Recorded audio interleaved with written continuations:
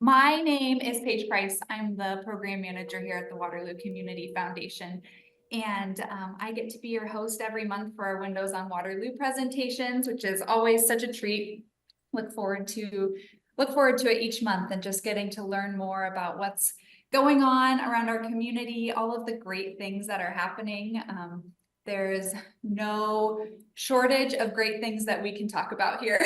So it's always fun to be able to give kind of a different platform to some of those topics. And today we have the opportunity to really celebrate two really cool things that are happening in our city. So we have kind of a double feature today, which is a little different from what we usually do. But first, we are so excited to have Tavis Hall. He's the director of Experience Waterloo. He's joining us this morning to share and answer questions about My Waterloo Days, which starts tomorrow and it's happening this weekend. And so we're really excited to kind of hear the updates from him, what to expect, what he's excited about, all of those good things. And then when he's finished up talking about what this weekend will hold, we also have Carol Luce and Anna from Waterloo Youth City Council who will share about their programming and the difference that it's making in the lives of young people in our community and really even beyond in our city and our state.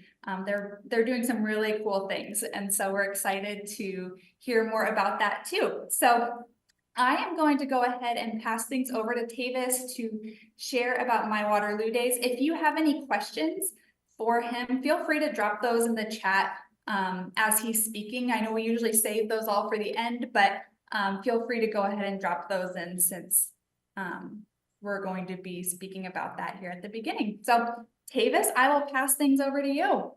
All right, appreciate you all for having me. It's kind of crazy time around here, so if you hear some banging around or something like that, my apologies in advance. But yeah, Tavis Hall, the executive director over at Experience Waterloo, so we're the tourism folks.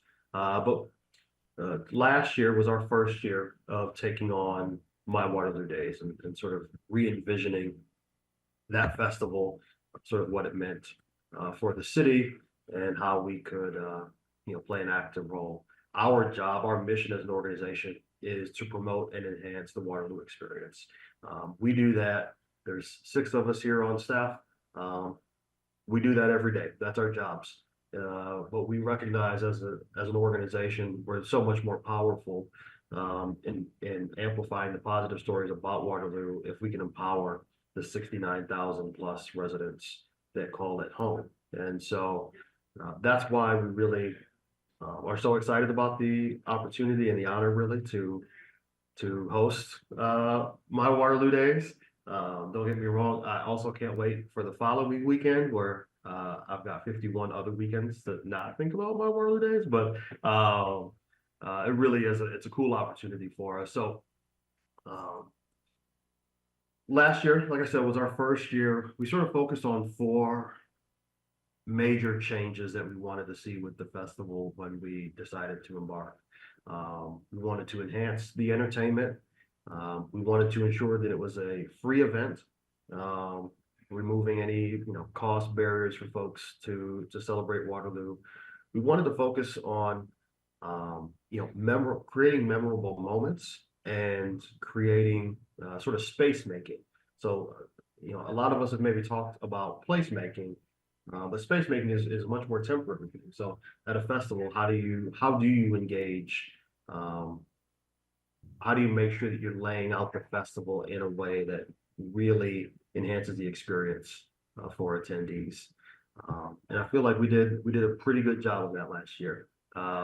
We had over a 300% increase of attendance. Friday night we had 16,000 people in Lincoln Park. Which was incredible to look out and see faces literally all the way back to where our food vendors were at. We had crowds intermixing with the food vendor lines, right? And so overall, we had a little bit of rain, sort of misting rain stuff on Saturday, but we still had 24,000 attendees over the weekend. And so, last year was a great success for us.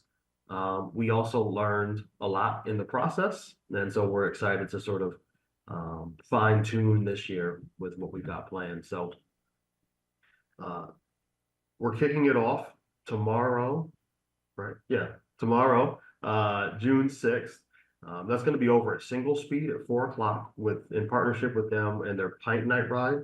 Um, when we first took on My Waterloo Days, one of the first folks that we called was Dave Morgan over at Single Speed. We had organized RAGBRAI a couple of years before, and we just knew that was a partnership that we really wanted to maintain. And so we threw around the idea of creating a beer, and they had um, uh, so they rebranded one of their beverages to My Waterloo Haze, which is fun. It's a good opportunity for us to promote a local brewery that's invested real money and created real jobs here in Waterloo to be a part of the event. So we're kicking off at 4 o'clock on Thursday. The first 25 folks to purchase a My Waterloo Haze. That'll be the first day that it's available for purchase.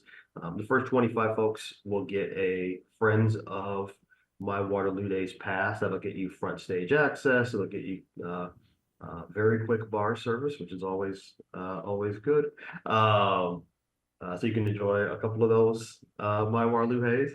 And then we've also got the movie Sing over at the amphitheater that night. So great stuff for kiddos to kick this thing off. Of course, the My Waterloo Days parade, that'll be the same route as last year, really focusing on 4th Street in downtown Waterloo. And leading into the park, we'll have Lost Wax, which was our headliner last year. Or, I'm sorry, which was our opener last year. They came back. They're going to be our opener this year. And then we've got Twista and Chingy to be our sort of dual headliners on Friday night. Saturday will be, Friday and Saturday, we will have a kids carnival over in front of El Patron. So right on Lafayette between Park and 4th Street. We've got that really cool Richard Thomas mural that just got restored yesterday. So nothing like cutting it close, but it looks really good. And we're excited to see that space sort of take shape. That'll be available Friday and Saturday. On Saturday morning, we'll also have, the other sort of open Friday and Saturday piece that we're super excited about is the addition of a My Waterloo Days beach. And so in conjunction with the city of Waterloo and Public Works, we're bringing in a lot of sand, and that'll be at the intersection of Mulberry and Park. So definitely encourage folks to come over, check that out. I think it'll be a really fun sort of experience to just chill. Yeah, it's the stuff you get to think of when you've got a full year to create, right? And so Saturday, kids bike races, bags tournament. We'll start music on the stage at 11 o'clock with Kevin Burr. We're also doing a beach brunch in conjunction with a partnership with Pearl Cedar Valley and Live the Valley. So definitely come down and check that out. Bloody Marys and mimosas, who doesn't enjoy those? A handful of acts throughout the day. And then our headliners is O-Town, LFO, and Chris Kirkpatrick from NSYNC. And so we feel really good about the sort of energy and vibe of the festival this year. A couple of pieces, again, the beach party and that sort of beach feel you'll notice throughout. We are going to have merch this year. I don't have any in here with me, but we'll have t-shirts for purchase at the festival grounds. We didn't do that last year, which is easier, honestly. One less thing to worry about, but we decided to go ahead and bite the bullet and do it this year. One definite change that folks will notice this year is we're instituting a clear bag policy. And so we gave away 500 clear bags, which were sponsored by Meridian, who's our presenting sponsor. We gave 500 of those away in less than a week. And so it's really sort of a clear bag preference. You can still get in if you don't have a clear bag. If you've got a small clutch, 4 to 6 inches, that's fine. If it's bigger than that, if it's a diaper bag, anything really big, it'll just be subject to search just to make sure to keep everybody safe. And it's really in sort of best practices with festivals and events anymore. So, one of the things that has always been a part of My Waterloo Days' success is when we collaborate, and that's sort of the central foundational element to a community celebration, right? And so last year we did a great collaboration with Rose Cedar Valley, Linden Valley, with a selfie project that turned into a mural, which is now at the back of our office, which we encourage folks to come check out over at 716 Commercial. But that beach brunch is another example of those collaborations. We work with a ton of city departments, of course. We've got private industry assisting with volunteer force. We've got a lot of partnerships to make this thing happen. So I encourage folks to go to our Facebook page just to get familiar with all of our posts, in particular our map. We just posted that, I think, yesterday. We post a lot, so I sometimes forget which day is which, but we've got the map on there just to have a feel for which streets are going to be closing when, what to expect when. On Saturday night, we're going to have a silent DJ on the beach, which we're excited about. We sort of made a last-minute pivot to that, so silent DJ is always fun. So we encourage folks to come check us out. It should be a really good weekend. And we do still have some volunteer opportunities. We're sitting pretty good on volunteers, but every event I've ever worked in, you do have a flake rate. You do have, especially those folks that volunteer, sign up for 2 nights and they party a little too hard that first night. It can be a little tricky getting them back on that Saturday. So please check out we're working with the Volunteer Center with our volunteer platform this year. We have over 100 volunteers to make this festival possible.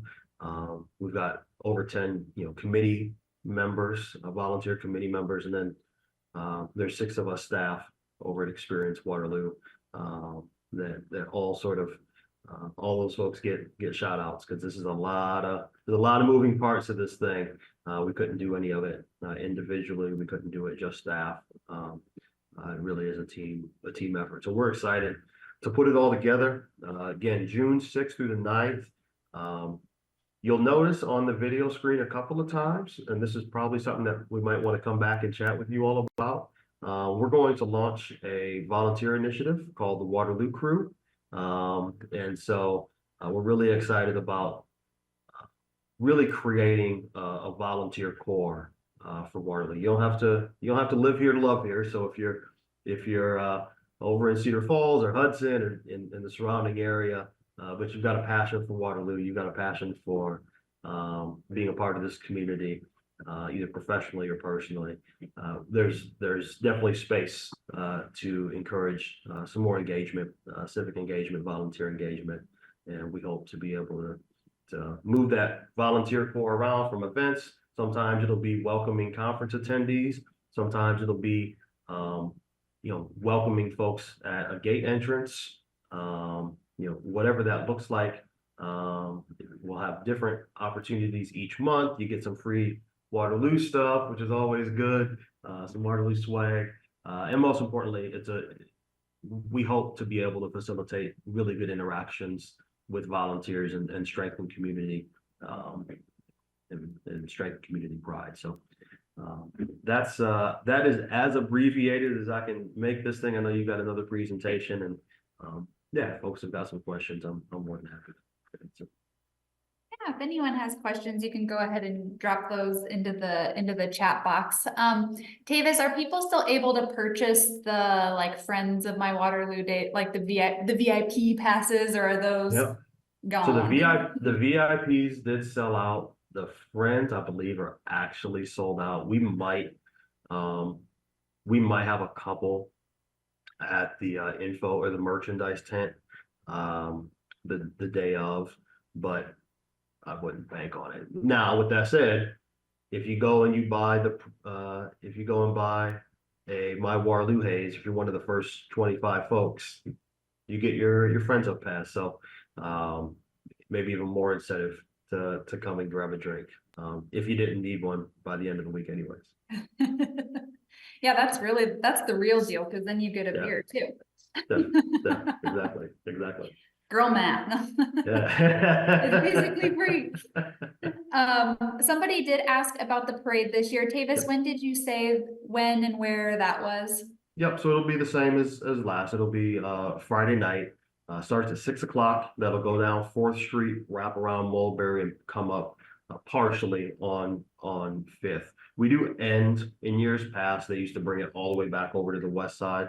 That becomes a lot to get folks to park, walk all the way around, and then walk back over to the festival grounds. And so we've got some destaging areas for folks to safely jump off the float, that's fine. And then if folks need to tear their floats down, we encourage them to do it just back underneath the highway. So, we've got a little over 100, entries for the parade, which is it's always a good sort of, we have these kickoffs, right? Beer serving and, or the beer launch and the movies, but historically the parade has really been, the kickoff of the event. Awesome. Awesome.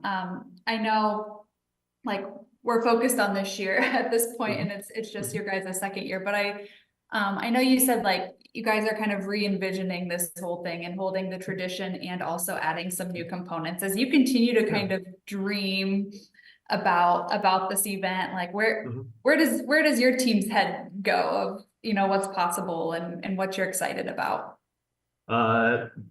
Typically the team just tells me to slow the hell down. Oh, They're like, cool it with the dreams, Tavis. Yep. I mean, look, I think there's opportunities for us to engage public art a little bit more. I think that there's opportunities to grow the footprint of the festival maybe a little bit. Really we wanted to make sure that we wanted to make sure the headliner piece was there. We feel like we've hit a good stride with those genres that really connect to community. We wanted to make sure that we maintain, as long as we can, free entry, right? And so the sponsorships are really important to us. But we're always looking for new ideas. As a Waterloo kid, I can remember the Renaissance Fair. I can remember the Dragon Boat races. I can remember those things, and I understand the appeal. As someone now organizing the event, I understand that those were entire committees in and of themselves. From the tourism side, it's great that we've got so many festivals and events. Those all have committees. And so, if you've got an idea that you're like, hey, this seems a little weird, we're probably the folks that are down to try it out. But there are a lot of really dedicated community folks who help put on not just this event, but a ton of other events. And so the capacities might get a little stretched, but it's also an opportunity, I think, for folks who haven't been plugged in, who've got an idea. Let's dream together. Oh, that's awesome. How do you, what would you say to someone who maybe hasn't either been to My Waterloo Days or hasn't for a while? And how do you, what would you say to encourage people to participate and come out this year? I mean, look, I think this is, My Waterloo Days is a really cool opportunity. It's a really cool opportunity to just engage with community. There's a lot of reasons to always be divided, to always, right? The world doesn't have a shortage of those. And so for one weekend at the beginning of the summer, we all get to come together reflect on what it is, where we've come from, where we're at now, and where we're going. And it really is it's a pretty special weekend for the city. Awesome. Well, hey, Tavis, we appreciate you joining us so much. We know this is a crazy weekday, however long for you. And just want to encourage you too, that you guys are doing such a great job. I'm sure that you hear it a lot too, but I think you just do an incredible job. Your team does of creating something that is engaging, that people want to go to, that's cool to go to, that reflects the community well, and really draws all of the different people that we're lucky enough to have in our community too. I think you guys just like toe that line super well. And that takes a lot of intentionality and dreaming and creativity. And so great job. And we're really looking forward to all that the weekend has in store. Can't wait to see that sand in the street. And Godspeed to whoever's job it is to get it back out. It's supposed to be dry all weekend, so it should be good. Good. Awesome. Well, I know you have to hop off to go do Yes. all of the things, so appreciate you being here. Appreciate you. Have a great night. Thank you. See you this weekend. Yeah, sounds good. All right. Awesome. Well, yeah, if you do not have plans already to go out to My Waterloo Days this weekend, make sure that you check it out. Sounds like there is something for everyone to participate in. I actually had never been until last year and had just a great time. I think they do just an amazing job, and looking forward to it this weekend. We were saying before everybody hopped on, couldn't have ordered better weather in the forecast, especially after the last couple of weeks that we've had. And so especially, when you hear about that sand, you hope we don't have those storms like what we have recently. So make sure you check that out. We'll send out the links and stuff that Tavis referred to in our follow-up email as well about information for the weekend and the opportunities for the Waterloo crew too. I think that's a great opportunity for those who want to kind of be ambassadors for our city and serve along with Experience Waterloo. So with that, I'm going to pass things over to Carol and Anna to talk more about Waterloo Youth City Council. I mean, speaking of volunteering, couldn't have asked for a better follow-up for that than these two who are going to share about Youth City Council and the programming that they provide here in Waterloo. Great. Thank you, Paige and Aaron, for asking us to be a part of this. We're very honored, and it's nice to see some familiar faces that I know. Barb, I've worked with her years and years ago. The Waterloo Youth City Council is fairly new. We have been in existence for 7 years, but working with students just for 6 years. It was an initiative of our mayor to develop a youth city council, and this is different than an advisory board because our youth city council runs their meetings just like city council meetings.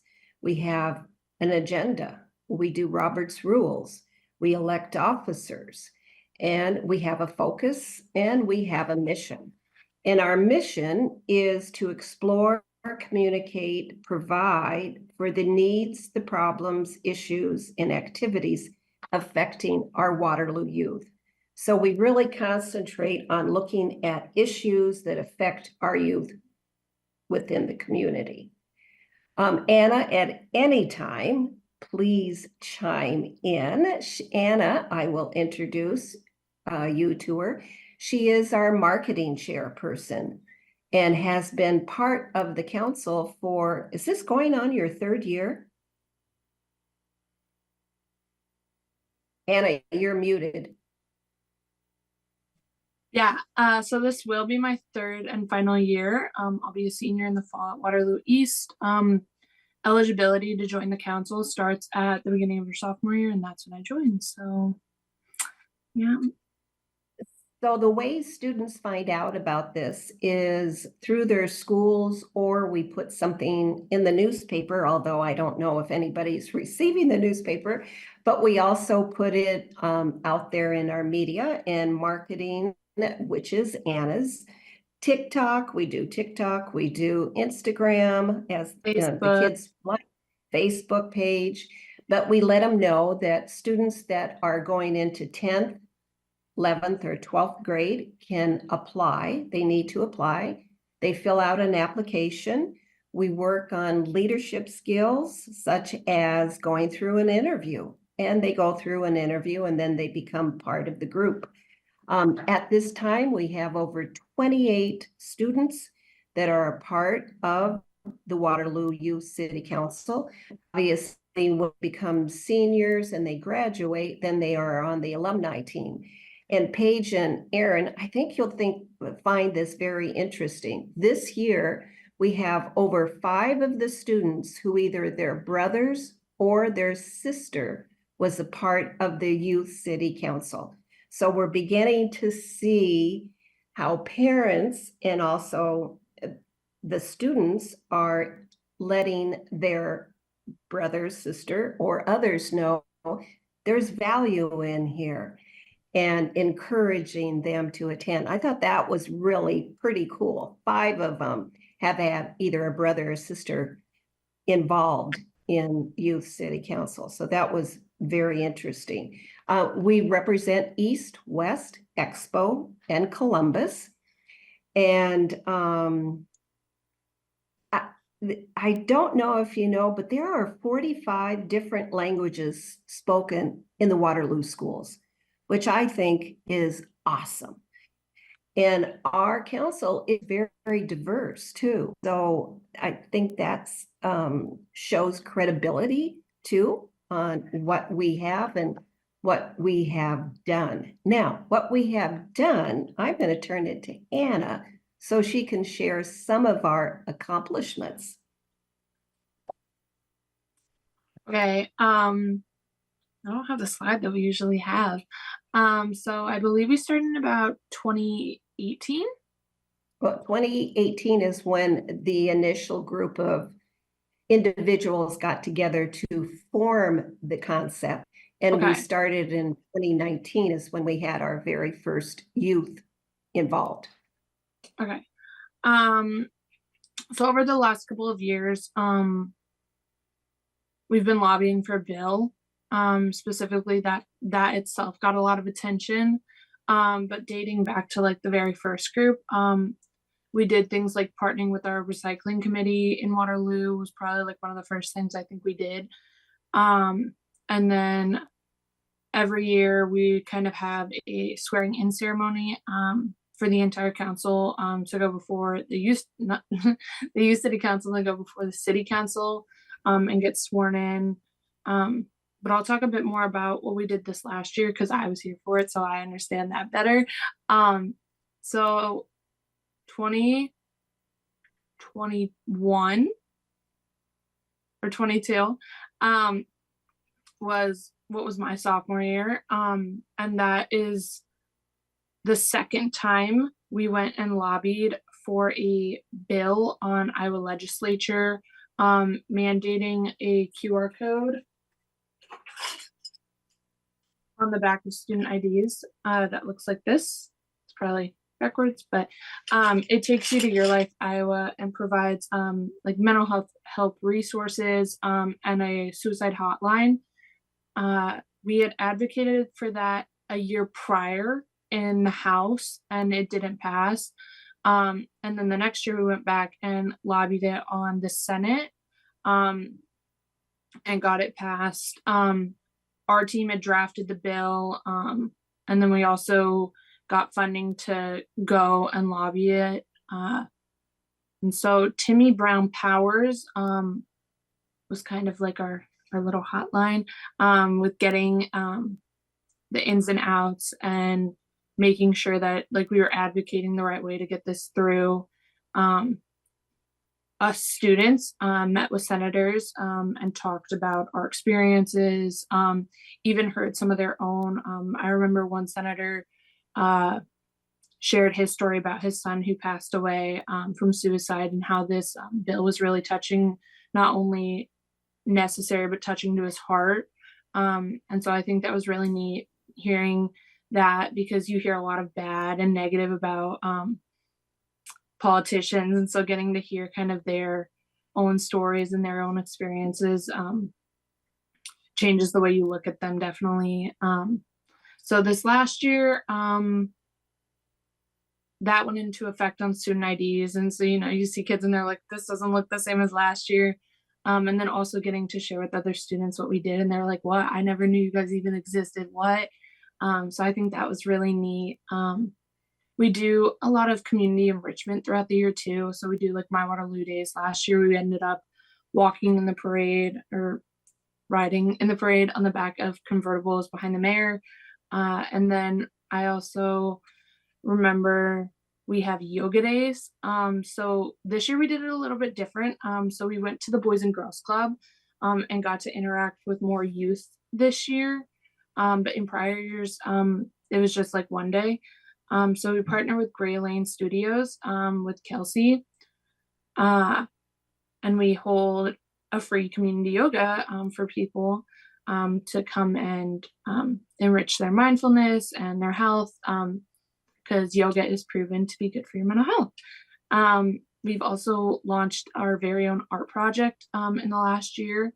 Last year we had really good turnout. It was our very first year doing it, but it's called What Sets You Free, and that is where adults and even like children, like younger kids, could submit artwork, whether that was like visual or literary, or all these like different forms of what sets them free, and as a form of expression for their mental health. So yeah. Thank you, Anna. Thank you very much. Yeah. As you can tell, our focus was mental health, in particular youth mental health. And that came about after the pandemic. And the students got the opportunity to discuss where they really wanted to focus. And it had to be coming from them. This is driven by the students. I just help them work through the process so that they can achieve the goals that they would like. So theirs was youth mental health, and that's how the bill came about. That bill was passed, which will help over 500,000 youth in the state of Iowa. And it was done by these students in Waterloo, Iowa, to make this happen, which was just awesome, just awesome. So from there, that's how the yoga day came about, as Anna indicated. That yoga is good for your mind, your body, your heart, your soul, your whole mental health. So our focus is strong on mental health. But not alone.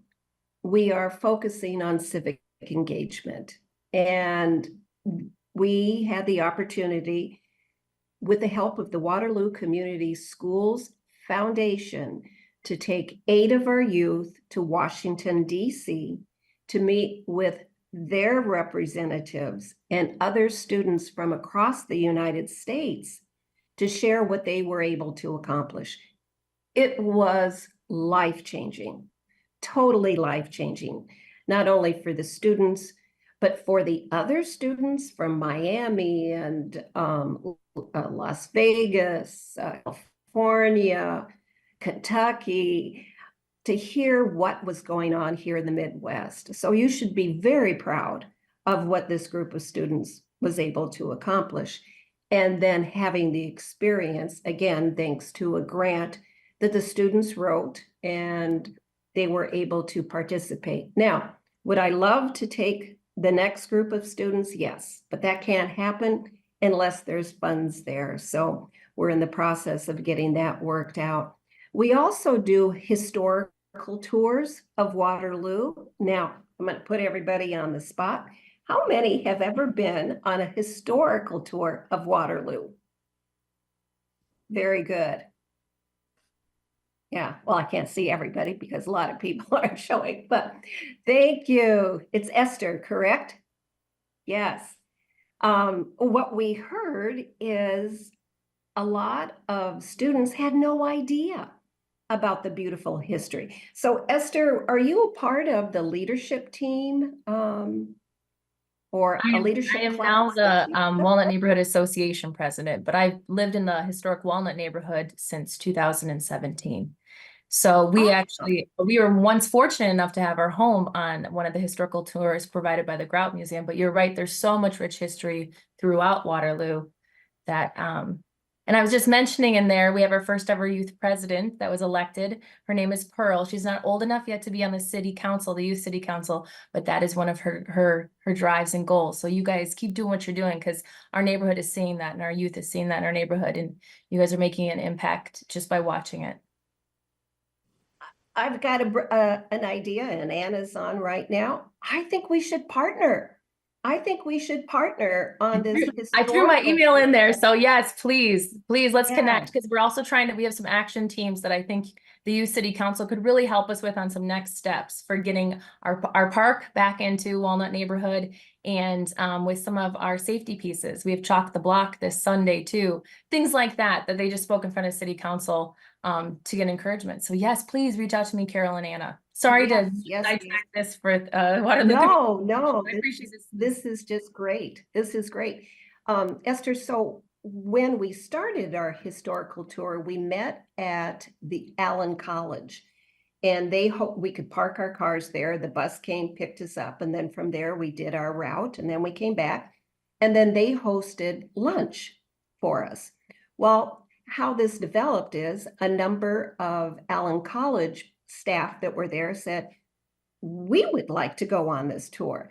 So we could brainstorm on this and turn this into a very nice event to include more community people to take the tour and find out about our community. So we'll be in touch.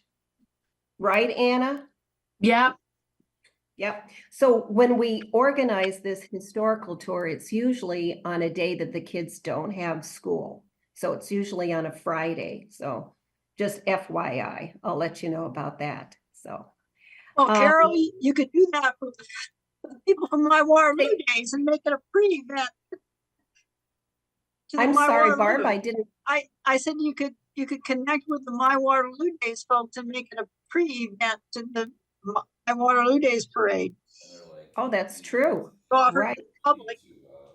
Right. What we'd like to do, Barb, is when we first meet, Esther, you'll find this very interesting. When the students come, I have a big map of Waterloo that lists all the different wards. So I have the students put a pin on this map. And what is extremely interesting is it will show that our students represent all the wards within our city. From that, we take each ward, let's say there were 3 students' pins in there, they will elect one representative that will communicate with the elected city council person so they can introduce themselves. My name is, I'm in your ward, what is going on, what can we share with our council? But it was a nice way to interact. We need to be a little more proactive on that, don't we, Anna? Yeah, we did struggle a lot with that last year. Even I myself found myself struggling to get in contact with Belinda throughout the year. I think I got to talk to her maybe 3 times, which was probably a bit more than other kids. But she's also very productive at checking her emails, so that plays a role we'll too. have to think about how we can be a little more proactive in that role. So yeah, let's see, other things that we have done, we offered the QPR training that Alive and Running puts on, which is on suicide prevention. And we open that up to the community. It is starting to get more attention. Alive and Running is a great organization. What we want to do is encourage youth within the schools to have the tools to help other youth if they're struggling. So we're trying to be more proactive on that. Esther, if you have any ideas, you let me know. I saw you. Yeah. Anyway, I think we need to get together. We can already tell by this. So that is one thing. So it's the historical tour, the QPR training, and then taking Yes, please. students to Washington, DC. Again, if we get the funds, there would be a requirement. They would have to have been in the council for 2 years and serve a leadership role. So we want them to be active participants, but also involved, that they show a commitment to the organization. And if all goes well and we get the fund for it, we would be able to take, I think, Anna, there's 7 that have been in for at least 2 years. So that would Yeah. be great. But then again, the opportunity to take them to Des Moines and speak on behalf of an issue that they are very passionate about. That Des Moines trip is just as important as it is to take them to Washington, DC, so that they feel like their voice, that they have that voice, that people will listen to them.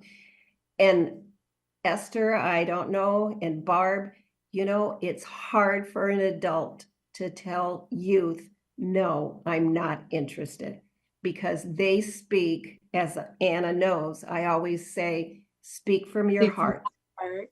Yeah, speak from your heart. And if you speak from your heart, the story will be told. So, Those local Anna. legislators need to hear from our young people. oh, absolutely. And we heard the pros and the cons. It was interesting when the bill was up for vote. Do you remember, Anna, in the House? And we were there talking to the Senate, Mhm. but we got back to see the actual vote take place. We got to hear their pros Debate. and their cons on Yeah. why they did not want it.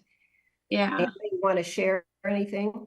Yeah, so I think that was probably the most frustrating time of my life, was the debate. Just because some of the things they said weren't very accurate. Someone, I remember one senator did say that this would then increase suicide numbers, which I couldn't wrap my head around that. But to each their own.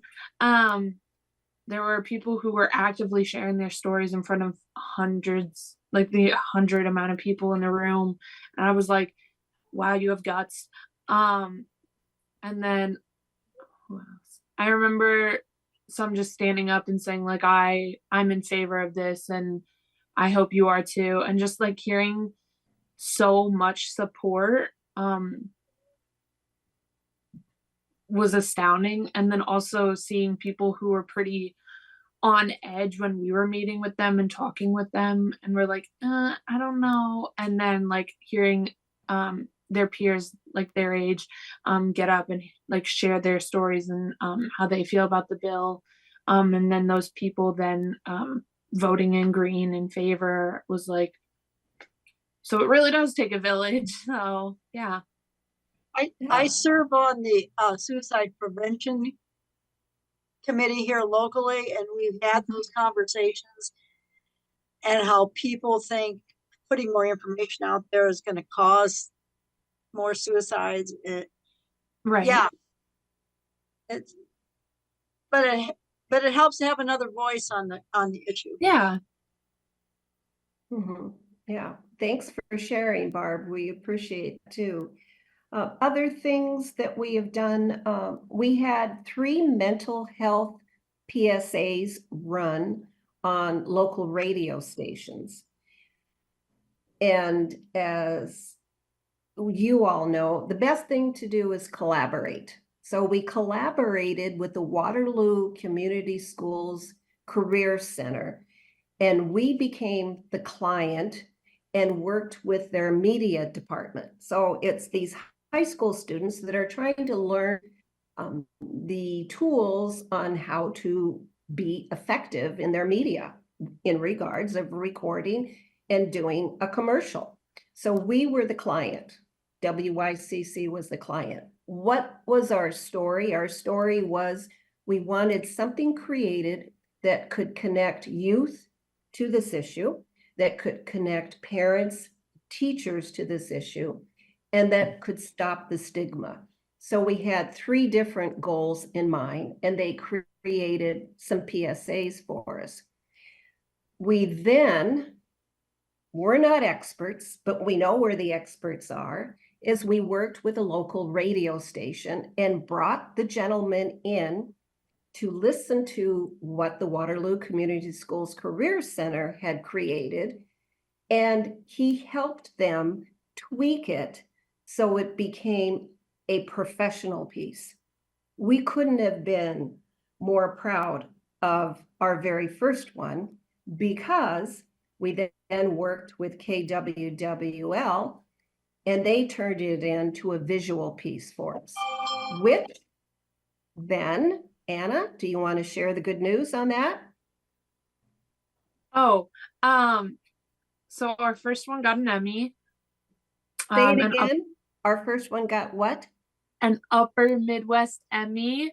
That was presented to us at our last meeting. And then we just submitted our third one, that we just recorded this last summer, for the same Upper Midwest Emmy. So hoping to hear good things on that. Right.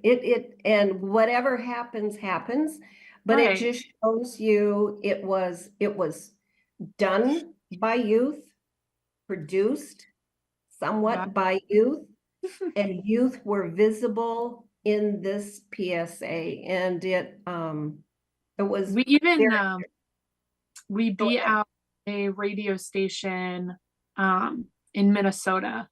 So that was pretty neat. We were pretty proud of that. So, the PSAs, which we did, and then the group of students in 2022, 23 received the Governor's Award for volunteerism. So it was a active, positive, proactive group of students that collaboratively work together, not only with each other, but with our beautiful, diverse community to make something very special that in their hearts really affect them and other youth, not only in our city, in our state, and now across the United States. So we're very proud of what they did. What is coming up next? We're not too sure, are we, Anna? I mean, we've got a retreat scheduled, so we'll be doing that.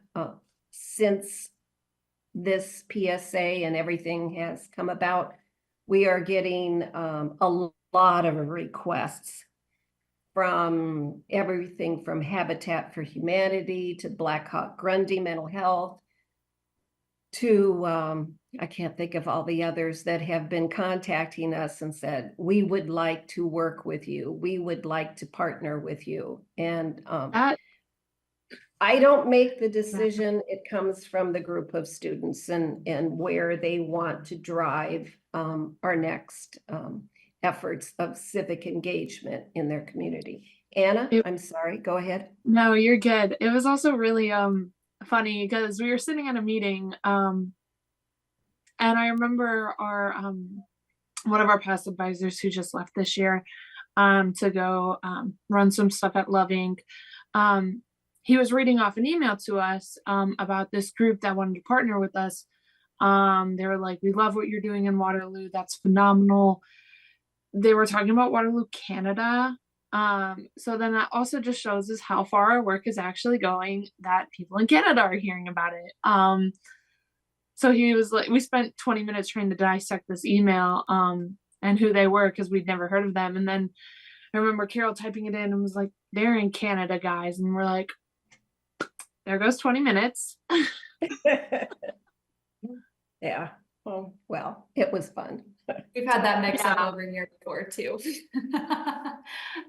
Carolyn, and I want you to rewind a little bit to your Washington, DC trip a little bit. Can you talk a little bit more about like what students did while they were there and just kind of the opportunity and the takeaways that you guys experienced from that trip? Yeah, for sure. So most of our day was spent in our groups. So when we got there, we were split into sections.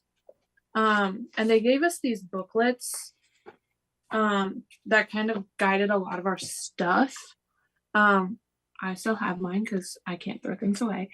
But I remember we had days designated to each kind of historical, I would say. So one day was dedicated to going around to war memorials. One day was dedicated to spending on Capitol Hill for each group or school to then go meet with their representatives on Capitol Hill. And so that was the day that we spent talking to Senator Ernst's staff and Senator Grassley about the work that we did in Iowa, in Waterloo, and trying to figure out a way that we can take that to nationwide through the work that they do. And then we also spent a day doing public policy and, you know, drafting bills on like very difficult topics that are pretty controversial right now. I was in one over gun policies. And so we drafted a bill for that. And then we also had mock trials and mock congresses and would have a lobbyist and a con lobbyist and really function in like very civically engaging ways like that I wouldn't get in a normal government class, which I thought was really neat, especially getting to hear because, you know, I was pretty unknown about to a lot of outside states. So getting to speak with people from Louisiana and California who are, their states are very different and they're facing very different issues than us. So that was pretty neat to get to insight on that. So Let me give a little history. This was a connection that I knew of in Washington, D.C. called Close Up. It is a group that has worked on civic engagement for a number of years. We apply to the group. Once we're accepted to attend, they will meet us at the airport and they will take care of the students from, they took care of our airplane transportation, getting to and from the airport to the hotel, and all of their activities are organized through Close Up Foundation. It's an exceptional educational value program for youth to have the opportunity to attend. Those 8 students that I took probably could have gone to Washington, D.C. later on in their life, but they were able to have this experience at such an important time for them to consider going on with civic engagement, be it college and be it as an adult. I highly recommend this program, and we hope to have the opportunity to attend again. Very good program. I do want to share this because I just found it. Because like I said, I can't throw things away. This was our itineraries. So from like 6:15 to 10:30 on the day that we landed, we were doing things. And then this next one, like this, they don't let you sit, they don't let you sleep. You're constantly doing something. And I had a love-hate relationship with that. But this was just one day of things. And then this was one day of things, and this was another, and this was another. And so I think I complained a lot about the having to go from 7:30 a.m. all the way till 11 o'clock some nights, but I wouldn't have traded that experience for the world. I think my favorite thing was definitely probably getting to share what we've done. My second favorite thing was we got to go to the Kennedy Center and see, this was after our day that we spent on Capitol Hill. So this was our day to, advocate and then relax. We got to go to the Kennedy Center and see a production of Sheer Madness. And I think we all enjoyed that a little too much. And then, yeah, I think a lot of our days was spent with our workshop. I still talk to people from my workshop. We have a group chat. And I think that was probably one of the hardest goodbyes ever, is spending these 6 days with people you've never met and then having to say goodbye. And you're like, okay, this happened, but now it hasn't happened. So, but they were talking about it on the first day and they're like, guys, like, get out, make connections. Like, you're going to know these people for the rest of your life, even if they're in other states. And I still talk to these people at least once a week. So, yeah. That's awesome, and such a cool opportunity Yeah. for students to be able to have those interactions. There's a lot of intangibles too that come from those things, right? I think, Carol, that's what you were describing too, of just it's hard to quantify all of the lessons learned and the confidence gained from going through those workshops and those different activities. And I know a lot of that depends on community support too. So ladies, how can our community come around your organization and support what you're doing? Well, thank you, Paige. Anybody that sits on a service group that might be listening, invite us to come and present to your group. Have your group meet our students so they, if feel compelled, to be able to make a donation. We partner with the Waterloo Community Foundation. Any donation can be sent to the Waterloo Community Foundation and have it earmarked WYCC. Small is greatly appreciated. A large one is too. Whatever you would like to donate, we greatly appreciate it. So thank you. But please, any group that's out there, we would love to present to you, tell you more about what we're doing and how maybe we could partner with someone too.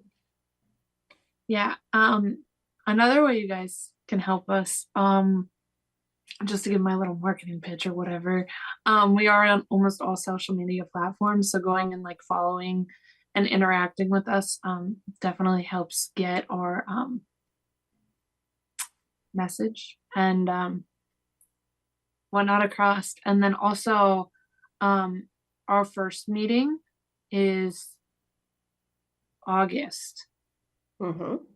That's correct. August. We meet on the third Wednesday of every month from 4 to 6 p.m.